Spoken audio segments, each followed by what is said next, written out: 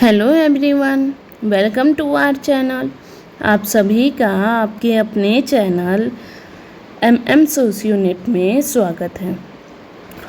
मैं मानसी मिश्रा आज आप सभी के लिए सोशियोलॉजी से रिलेटेड कुछ मोस्ट इम्पॉर्टेंट क्वेश्चन लेकर आई हूँ, जो कि आपके यूजीसी नेट यूनिट 7 से रिलेटेड है।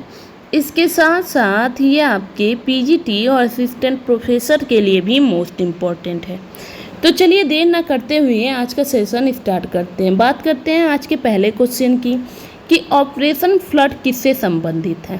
तो ऑपरेशन फ्लड जो है वो डेयरी उत्पाद से संबंधित माना जाता है।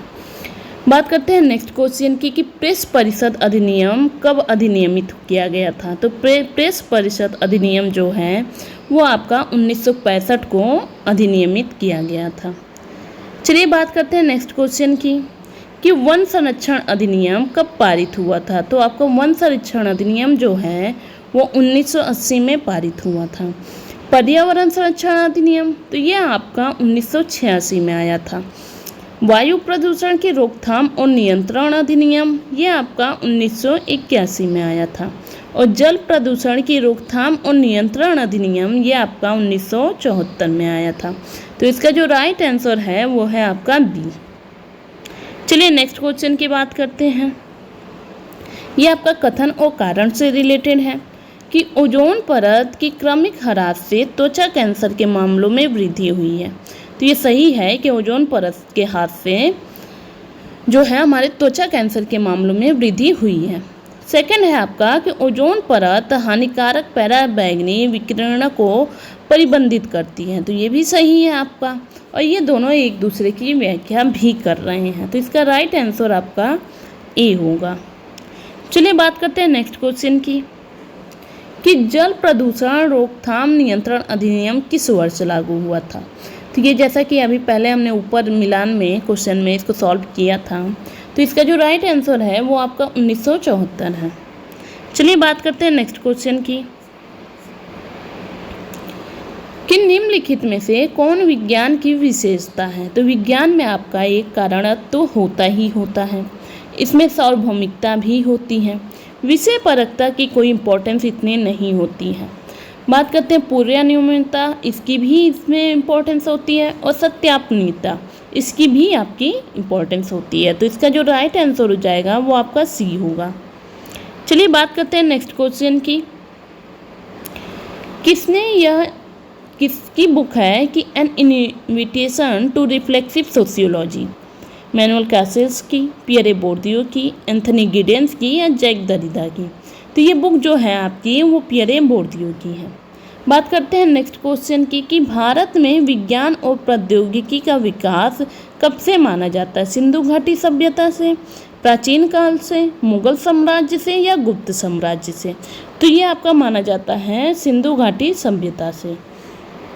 बात करते हैं नेक्स्ट क्वेश्चन की कि निम्नलिखित में से कौन सा एक प्राकृतिक आपदा नहीं है। भूकंप, भूस्खलन, ज्वालामुखी या भूजल दूषण।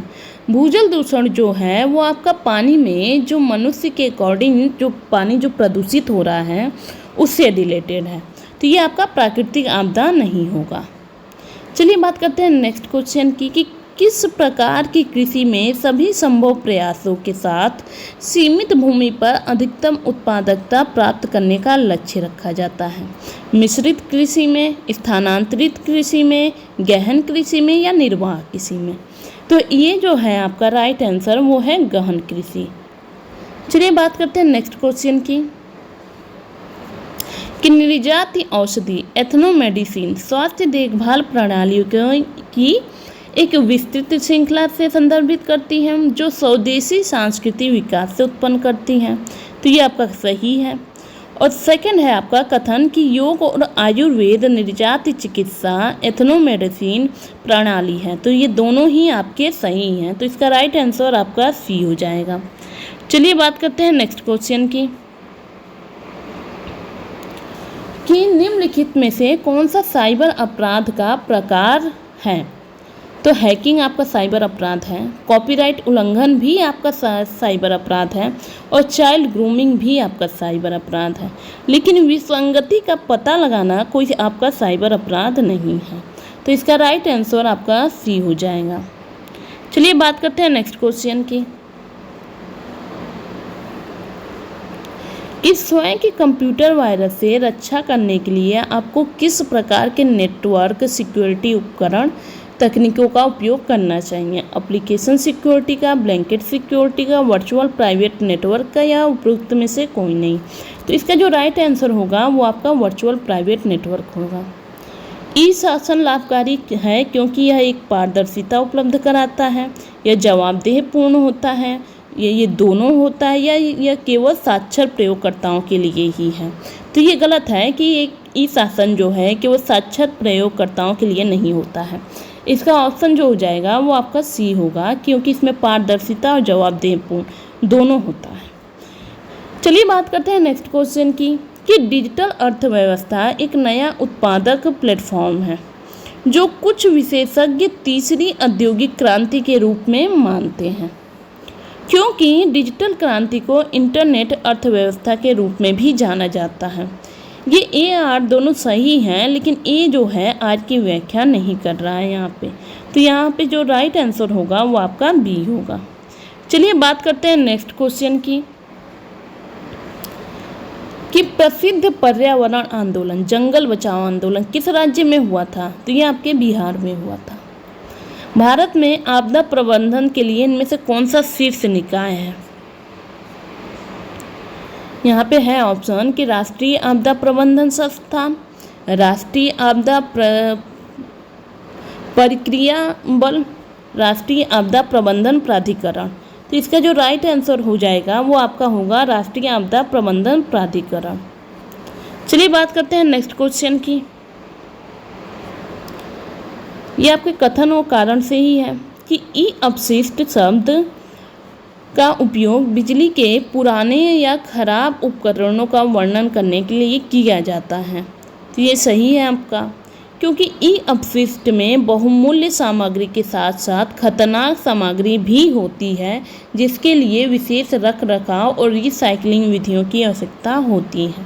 तो ये आपके दोनों ही सही हैं। तो इसका राइट आंसर आपका सी हो जाएगा।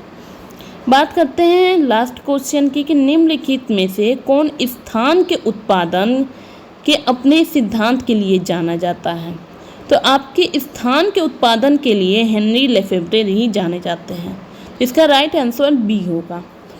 चलिए आज का सेशन आपको कैसा लगा कमेंट बॉक्स में ज़रूर कमेंट करके बताइएगा। Thank you so much.